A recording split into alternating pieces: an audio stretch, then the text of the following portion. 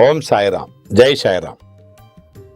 அன்பு சாய் சொந்தங்களே, அருமை பாபாவின் பந்தங்களே, நீங்களும் உங்கள் அன்பு பிள்ளைகளும் வளமாக, நலமாக, ஆரோக்கியமாக வாழ உங்களை வாழ்த்துகிறேன்.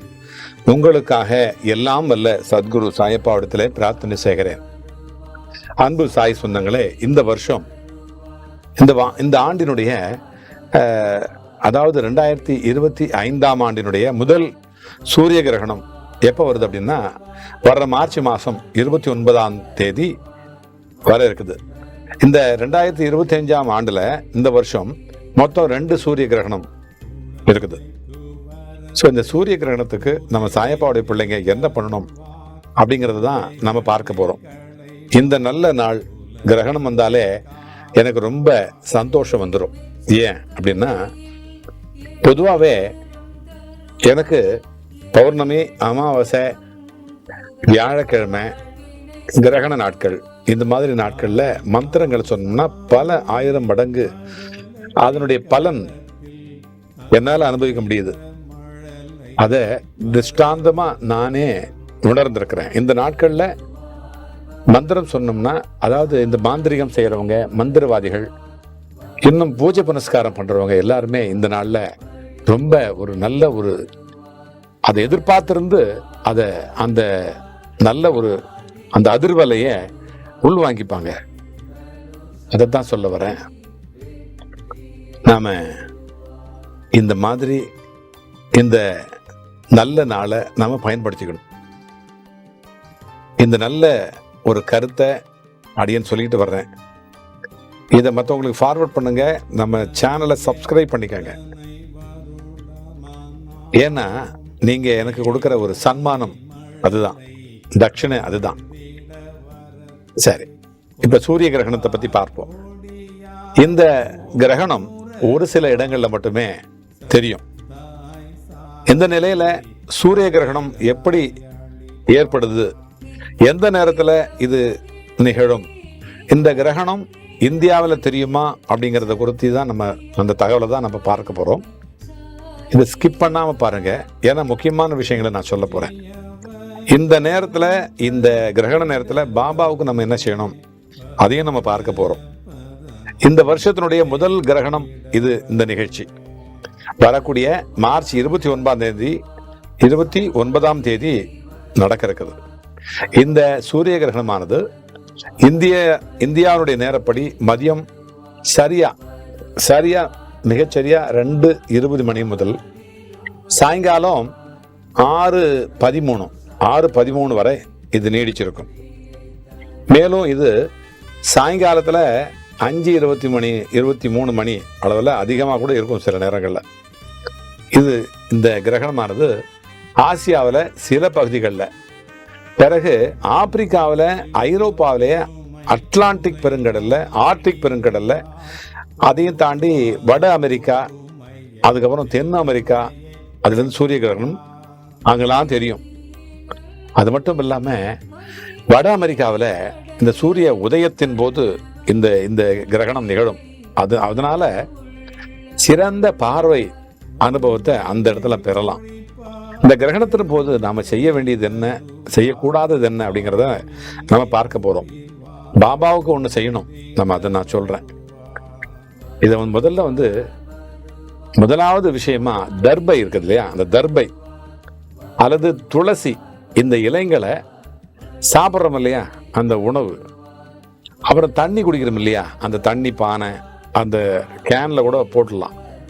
அதனால இந்த கிரகணத்தினுடைய அந்த பேட் எனர்ஜின்னு சொல்லுங்களே, எதிர்மறை ஆற்றல், அந்த தாக்கம் அது ஏற்படாம நம்மளை பாதுகாக்கும் அப்படிங்கிறது அது ஐதீகம்.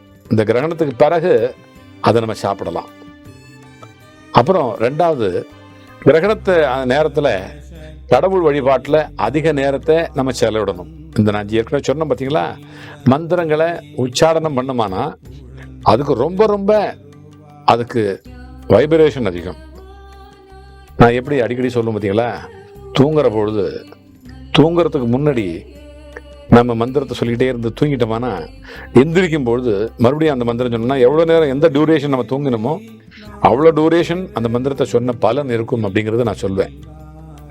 அது நான் நேரடியாக திருஷ்டாந்தமாக அனுபவிச்சுட்டு இருக்கேன். அதுக்கப்புறம் 3வது விஷயமா, நம்முடைய வீட்டினுடைய பூஜை அறை அந்த கதவை மூடி வைக்கணும். அந்த நேரத்தில் கோவில்களுடைய கதவுகளும் மூடி தான் வச்சிருப்பாங்க.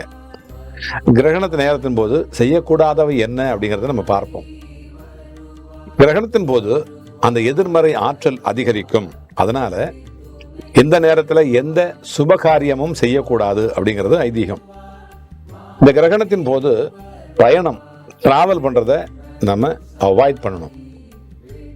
அடுத்து சூரிய கிரகணத்தின் போது சமைக்கிறது, சாப்பிட்றது, காய்கறியை வெட்டுறது மற்றும் அதை உரிக்கிறது, அதெல்லாம் தோல் உரிக்கிறது, இந்த மாதிரி செய்யக்கூடாது.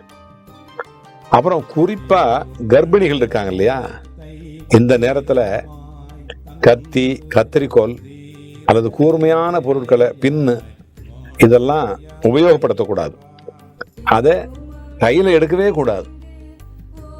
சரியா? அதுக்கு பிறகு இந்த கிரகண நேரத்துல ஊசியில நூல் கோர்க்கிறது, தையல் வேலை பார்க்கறது கூடாது. இந்த சூரிய கிரகணம் இந்தியாவில் தெரியவே தெரியாது. இதனால எந்த பாதிப்பும் நமக்கு இந்தியாவில் இருக்காது. மற்ற நாடுகள், ஏற்கனவே நான் சொன்ன பார்த்தீங்களா, அந்த நாடுகளில் இருக்கும். ஆகினால நல்லது எதுவோ அதை நம்ம அந்த நேரத்தில் செய்வோம். பெரியவங்க சொல்லியிருக்கிறாங்க, அது அனுபவத்தில் சொல்றாங்க. ஆகினால நாம் அதை செய்வோம். கண்டிப்பா இதெல்லாம் செய்வோம். அதன் பிறகு நான் பாபாவுக்கு சொன்ன பார்த்தீங்களா, அது என்ன பண்ணணும். பாபா நமக்கெல்லாம் கூட கிரகணத்தின் போது வீடை கழுவுறோம்.